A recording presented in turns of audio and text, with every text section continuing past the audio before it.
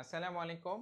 আমরা আজকে একটু যদি খেয়াল করি, আমাদের সামনে একজন ছোট বাচ্চা আছে যার চেহারা ছিল পুতুলের মতো ওর মায়ের ভাষায়। আমরা একটু বাচ্চার চেহারাটা একটু খেয়াল করি। আমরা যদি একটু খেয়াল করে দেখি যে ওর নাকটা একটু চিকন হয়ে আছে, এবং আমরা যদি একটু খেয়াল করি তার যে একটু হা করে থাকার প্রবণতা আছে, এবং দাঁতগুলো সামনের দিকে চলে আসছে, এবং কপালের দিকটাও কিন্তু একটু সামনের দিকে আছে। তো এরকম সমস্যার সাথে আরো কিছু লক্ষণের কথা উনি বলেছেন, যে সমস্যাগুলো ওর এখন হচ্ছে। আমরা একটু ওনার মুখ থেকে শুনি যে ওর আসলে কি সমস্যা হচ্ছে। আসসালামু আলাইকুম রাহমাতুল্লাহ। আসসালামু আলাইকুম রহমতুল্লাহ। ওর কি সমস্যা হচ্ছে বলেন তো?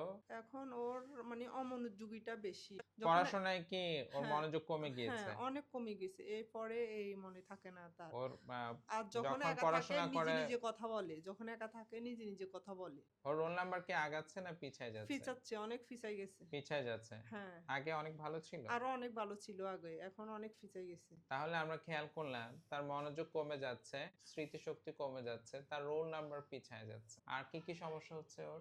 আর এই যে রাত্রে হা করে ঘুমায়, মানে ঘুমটা ওর কম। ঘুম কম হচ্ছে। হ্যাঁ, ঘুম কম হচ্ছে, ঘুমায় না।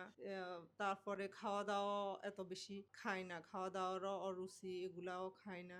আর নিজে নিজে কথা বলে, এটাই ইয়ে। আর আপনার অনেক কাছ থেকে ওরে ডাকি কিন্তু ও শুনে না। কাছ থেকে ডাকলেও শুনতে পাচ্ছে হ্যাঁ, না। এখন আমি আর ও যে এরকম ও শিক্ষক, আর ও এইভাবে কথা বলে কিন্তু ও মানে একটা শব্দ কয়েকবার বললে তারপরে ও কানে শুনতে হ্যাঁ পায়। বলে। আবার এক সময় দেখি সব সব কথা শুনে, আবার এক সময় এরকম। আমরা দেখলাম যে সে কানে কম শুনছে, কাছ থেকে ডাকলেও সে শুনতে পাচ্ছে না, সে হা করে ঘুমাচ্ছে, এবং যখন কেউ ওর সাথে ঘুমাচ্ছে দেখা যায় তার নাক ডাকার জন্য ঘুমাতে পারছে না। আমরা যদি ওর একটু শরীরের দিকে খেয়াল করি, ওর ওজন কিন্তু বেশি না, ওর গলাটা কিন্তু চিকন এবং লম্বা। তো এই সময়ে এই বয়সে কোনো একটা বাচ্চার কিন্তু নাক ডাকার কথা না।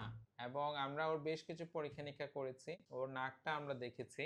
আমরা যদি ওর কানের পরীক্ষার দিকে একটু তাকাই, তো এরকম যখন কোনো একটা গ্রাফ আমরা পাই যে এটা দেখা যায় যে কিছু 50, তারপর হচ্ছে 60, মানে 60, তারপর হচ্ছে 40, এটা 20-এর নিচে চলে আসাটা কিন্তু খারাপ। এবং আমরা দেখতে পাচ্ছি যে দুই কানেই কিন্তু কমে যাচ্ছে, কোনো একটাতে 50 আছে, এখানে 50, এবং কিছু কিছু জায়গায় ওর হচ্ছে 60, মানে 60-এ নেমে আসছে। 20 থেকে যখন 60-এ নেমে আসে তখন এটা কিন্তু খুব গুরুতর পর্যায়ে আছে বলে আমরা মনে করি। এবং আরেকটা গুরুত্বপূর্ণ জিনিস আমরা দেখব যে তার এক্সরেটা। এটা হচ্ছে ওর শ্বাসনালী, এটা হচ্ছে ওর মুখ, এটা হচ্ছে চোয়াল, এটা হচ্ছে নিচের চোয়াল, এটা হচ্ছে নাকের অংশ।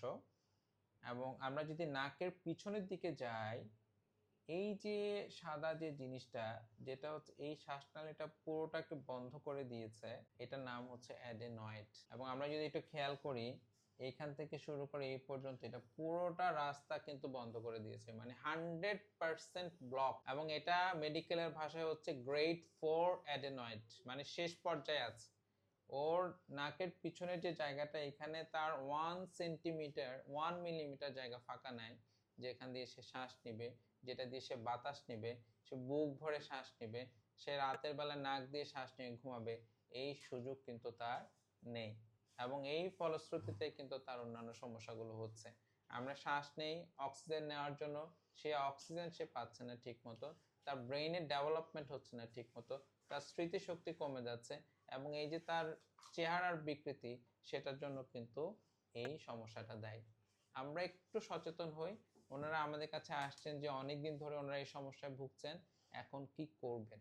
আমাদের অনেক রোগীরা এরকম আসেন যে তারা প্রায় কি করবেন ওনারা আর বুঝে উঠতে পারেন না, যে কি মেডিকেল ট্রিটমেন্ট নেবেন, নাকি ওষুধ খাওয়াবেন, নাকি সার্জারি করবেন, সার্জারি করলে কোনো ঝুঁকি আছে কিনা। আমরা একটু আশ্বস্ত করতে চাই যে এটা সম্পূর্ণ নিরাময়যোগ্য একটি রোগ।